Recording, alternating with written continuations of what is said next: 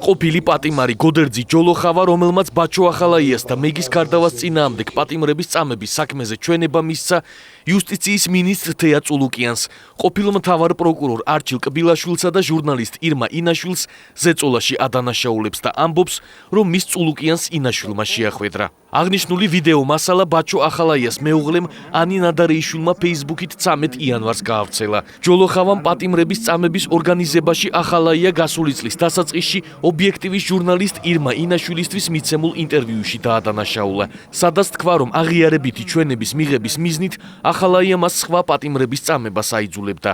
წულუკიანს უნდაო შენი ნახვაო, რასთან დაკავშირებით მეთქი და იქ რაღაც ზეწოლებს ხომიაო ადგილიო. თქვენ მხრიდანო ვინც იჭიქითო ამ გუნდიშვილთანო და საჩუვარი არისო შემოსულიო და ნახვა უნდაო დაგაპარაკებო. რო ავედით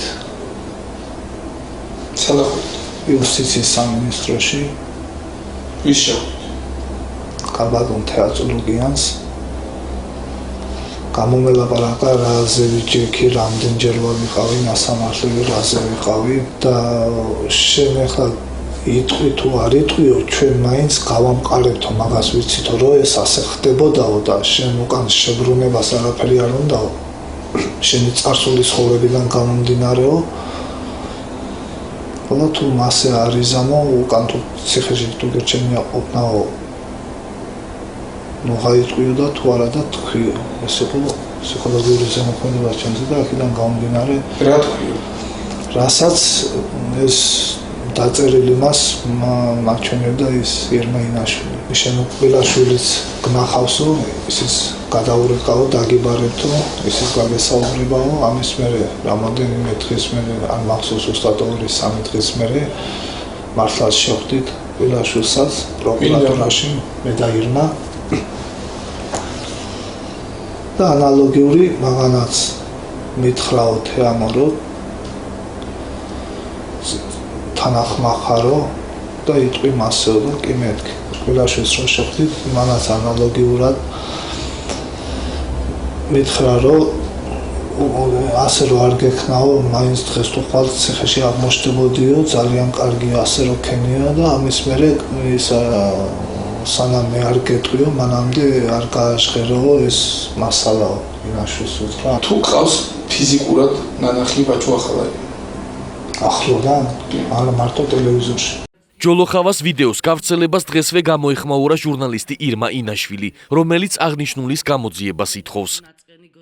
მივმართავთ ექსპერტიზის სამსახურს, რომ სასწრაფოდ დაიწყოს ექსპერტიზა, ვისი ხმა არის, ვინ იწერს ინტერვიუს გოდერძი ჯოლოხავასთან და არის თუ არა ეს ნამდვილად გიორგიონიანი, იმიტომ რომ თუ გიორგიონიანია, მაშინ პირდაპირ შეგვიძლია ვარაუდი იმისა, რომ ბაჩო ახალაიას დაკვეთით მოხდა ამ ინტერვიუს ჩაწერა და ზეწოლა გოდერძი ჯოლოხავაზე. მეორე და ასევე მნიშვნელოვანი, დღესვე მე მივმართავ შინაგან საქმეთა მინისტრს, სასწრაფოდ გამოცხადდეს ძებნა გოდერძი ჯოლოხავაზე, იმიტომ რომ მაქვს ეჭვის საფუძველი ვივარაუდო, რომ გოდერძი ჯოლოხავა დღესაც არის ზეწოლის ქვეშ და არ არის გამორიცხული, რომ ის აღარ იყოს ცოცხალი. ფაქტთან დაკავშირებით კომენტარი გააკეთეს საპარლამენტო უმრავლესობისა და უმცირესობის წევრებმა.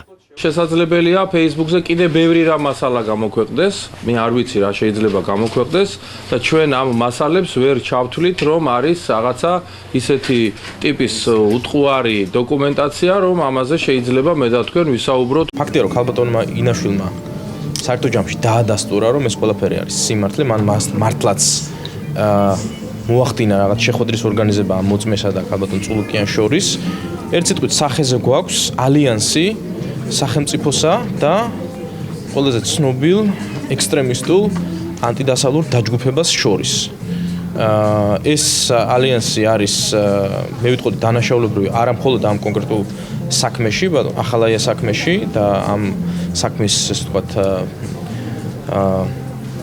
წარმოჩინებაში, როგორც შერჩევითი სამართლის მაგალითისა, არამედ ზოგადად სახელმწიფოს ალიანსი ანტიდასალურ ექსტრემისტულ ძალადობრივ დაჯგუფებასთან არის კატასტროფული რეალობა. ჯერჯერობით ბრალდების საპასუხო განცხადება არ გაუკეთებია იუსტიციის მინისტრ თეა წულუკიანსა და ყოფილ მთავარ პროკურორ არჩილ კბილაშვილს.